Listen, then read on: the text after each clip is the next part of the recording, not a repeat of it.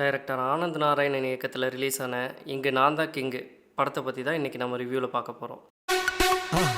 மறக்காம சர்ப்ரைஸ் பண்ணுங்க. தேங்க்யூ. இந்த படத்தில் ஹீரோ ஒரு கல்யாணம் ஆகாத 90s கிட்ஸாக இருக்கார்.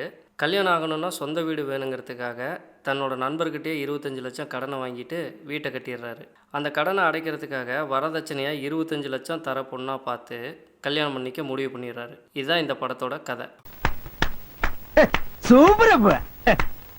அப்படின்னு நம்பி தான் படத்தை பார்க்க ஆரம்பித்தா படத்தோட ஆரம்பத்தில் மும்பையில் ஒரு குண்டு வெடிப்பு சீனை காட்டுறாங்க. கூடிய சீக்கிரத்தில் சென்னையிலையும் வெடிக்க போகிறதா நியூஸ் ஓடிட்டுருக்கு. இது என்னடா சம்மந்தமில்லாத கதையாக இருக்குன்னு யோசிக்க வச்சுவிட்டு ஹீரோவுக்கு பொண்ணு பார்க்க கிளம்பிடுவாங்க.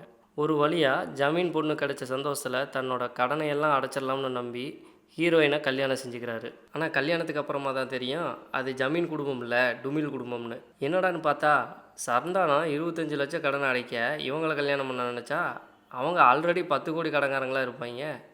இதுக்கப்புறமா மாமனார், மச்சான், மனைவி இவங்களோட வேண்டா வெறுப்பாக ட்ராவல் பண்ணுறாரு சந்தானம்.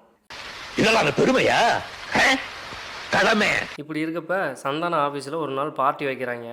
அந்த பார்ட்டியில் மாமனார் மச்சானும் குடிச்சு விட்டு தகராறு பண்ணிடுறாங்க. இதனால் கோவப்பட்ட சந்தானத்தோட ஃப்ரெண்டு 2 பேரையுமே அவமானப்படுத்த சந்தானம் தன்னோட ஃப்ரெண்டை கோவத்தில் அடிச்சிடுறாரு. அதனால் கொடுத்த 25 லட்சத்தை உடனே கொடுறாருன்னு சந்தானத்தோட ஃப்ரெண்டு மிரட்ட ஆரம்பிக்கிறாரு. அந்த டென்ஷனில் மாமனார் மச்சான் 2 பேர்த்தையும் அசிங்கமாக பேசி வெளியே துரத்திடுறாரு சந்தானம். இதுக்கப்புறமா அந்த கடனை எப்படி கட்டினாரு, முதல்ல காமிச்ச குண்டு வெடிப்பு என்னாச்சு அப்படிங்கிறத இந்த படத்தோட மீதி கதை. அதேங்கப்பா ரொம்ப லென்த்தாக இருக்குது. முதல்ல இந்த படத்தோட ப்ளஸ் என்னன்னு பார்க்கலாம். கோபுரம் ப்ரொடக்ஷன் தான் இந்த படத்தோட ப்ளஸ்ஸு. எப்படின்னு கேட்டிங்கன்னா இதெல்லாம் ஒரு கதைன்னு நம்பி பணம் கொடுத்தாரு பாருங்க, அந்த மனசு தான் இந்த படத்தோட ப்ளஸ்ஸு. அதுக்கு அடுத்தபடியாக என்னென்னு பார்த்தீங்கன்னா சந்தானம் தான். ஹீரோ வேஷம் கொடுத்தா போதும், எந்த படமாக இருந்தாலும் நான் பண்ணுறேன் அப்படிங்கிற அவரோட தைரியம் தான். இதை தவிர இந்த படத்தில் சொல்கிறதுக்கு வேறு எதுவுமே இல்லை.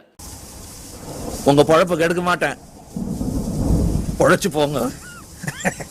இப்போ இந்த படத்தோட மைனஸ்லாம் என்னென்னு பார்க்கலாம். படத்தோட ஓப்பனிங்கில் குண்டு வெடிப்பு சீன்லாம் காமிச்சதுனால ஏதோ சந்தானம் அப்கிரேட் ஆகிட்டாருன்னு நினச்சா வழக்கமாக பண்ணுற காமெடி சீன் கூட எடுப்படாமல் டீக்ரேட் தான் ஆகியிருக்காரு. நானும் காமெடி வரும் சிரிக்கலான்னு கடைசி வரைக்கும் பார்த்துட்டு இருந்தா காமெடியே வரல.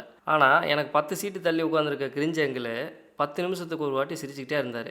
கடுப்பாகி என்னடா எட்டி பார்த்தா கடைசியில் ஒரு ஃபோனில் ஃபன்னி வீடியோஸ் பார்த்துட்ருக்கிறாரு.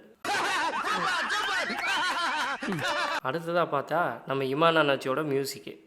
படம் தான் நல்லால, சரி ஏசியில் நிம்மதியாக வச்சு தூங்கலாம்னு நினச்சா ஊருக்குள்ளே அடிக்கடி வந்து தண்டூரா போடுற மாதிரி இவரோட மியூசிக் வேறு ஒரே டிஸ்டர்பாக இருந்தது.